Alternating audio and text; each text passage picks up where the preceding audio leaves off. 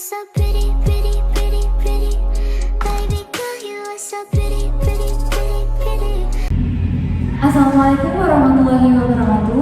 Perkenalkan, saya Yelena Ginatariana dengan NIM 241050374 dari Program Studi Pendidikan Guru Sekolah Dasar Fakultas Ilmu Pendidikan dan Psikologi Universitas Negeri Semarang.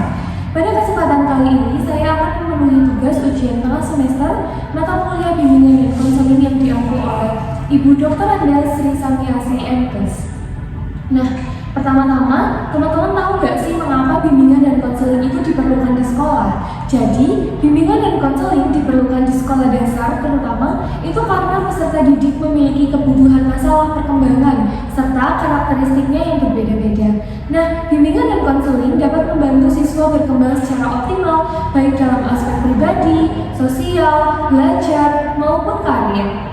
Tanpa adanya layanan bimbingan dan konseling, siswa akan kesulitan dalam memahami dirinya sendiri, dalam mengatasi masalah emosional, dalam mengembalikan kebiasaan belajar yang baik, atau menentukan pilihan dari masa depan.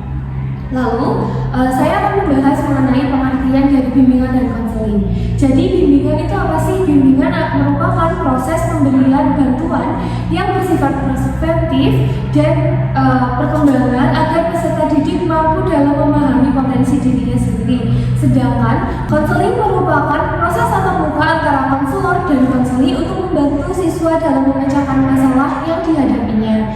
Nah, bimbingan dan konseling ini sama-sama memiliki kesamaan, yaitu untuk membantu siswa agar dapat berkembang secara optimal.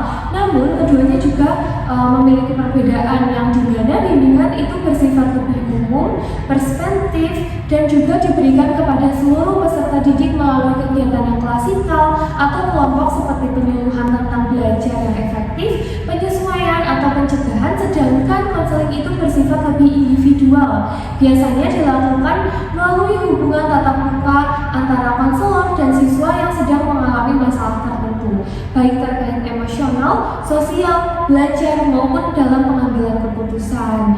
Nah, BK ini memiliki tujuan yaitu untuk membantu peserta didik dalam mencapai kemandirian dan pengembangan optimal sesuai tugas perkembangannya. Lalu, BK juga memiliki fungsi. Yang pertama ada fungsi pencegahan, fungsi pemahaman, fungsi pengembangan, fungsi penyaluran, fungsi adaptasi, dan juga ada fungsi advokasi. Nah, BK sendiri juga berorientasi pada perkembangan siswa, jadi bukan hanya sekedar untuk menyelesaikan masalah saja.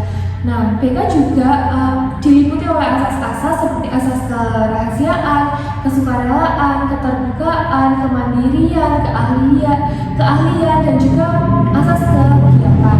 Selain itu, BK memiliki prinsip yang berpegang teguh bahwasanya setiap individu itu adalah unik dan juga memiliki potensi yang potensi tersebut itu perlu dikembangkan sesuai tahap perkembangannya. Layanan BK juga bersifat preventif, kuratif, dan juga perkembangan yang artinya tidak hanya membantu menyelesaikan masalah saja, tetapi juga dapat mencegah munculnya hambatan dan mengoptimalkan potensi konseling. Selain itu, BK merupakan tanggung jawab bersama antara konselor, guru, dan orang tua di lingkungan sekolah.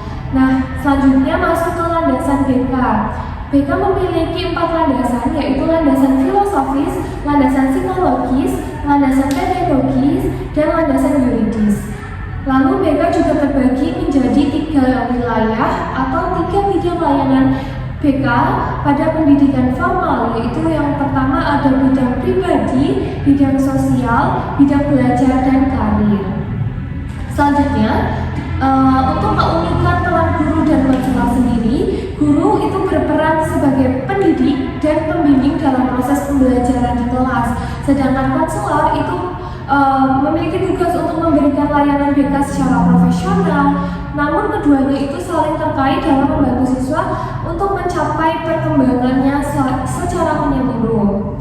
Nah, selanjutnya karakteristik guru abad 21 dan kemampuan komunikasi empati, di mana seorang guru di abad 21 itu harus memiliki kompetensi profesional, pedagogi, kepribadian, dan sosial. Nah, sifat empati ini sangat penting agar guru dapat memahami perasaan, kondisi siswa sehingga layanan BK itu bisa terasa lebih menghargai, lebih ini. Nah, sebagai calon guru sekolah dasar, pemahaman mengenai bimbingan dan konseling ini sangat-sangat penting karena guru di sekolah dasar itu sering menjadi orang pertama yang harus menyadari perubahan perilaku siswa, lalu kesulitan siswa dalam belajar, ataupun masalah-masalah emosional siswa yang lain. Nah, selanjutnya masuk kepada contoh penerapan fungsi BK dalam peran guru SD. Nah, fungsi BK yang pertama tadi sudah saya sebutkan, yaitu fungsi pemahaman, di mana fungsi ini dapat diterapkan ketika guru itu membantu siswa memahami kelebihan, kekurangan, ataupun membantu siswa dalam memahami gaya belajar mereka. Lalu yang kedua, fungsi pengembangan.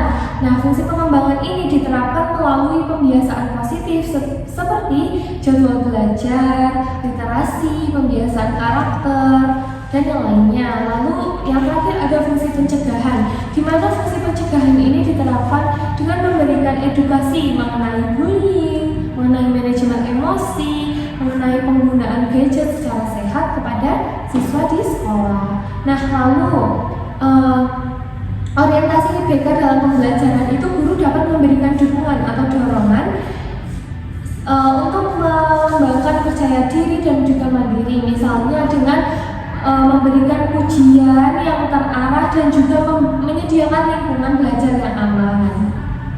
Selanjutnya ada penerapan asas BK.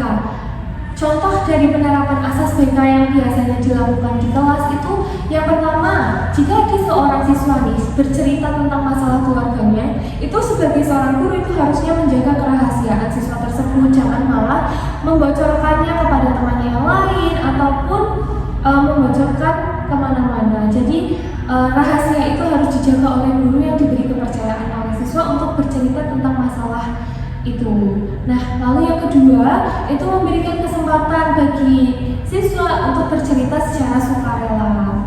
Dan yang ketiga itu guru harus bersifat empatik atau tidak menghakimi siapapun.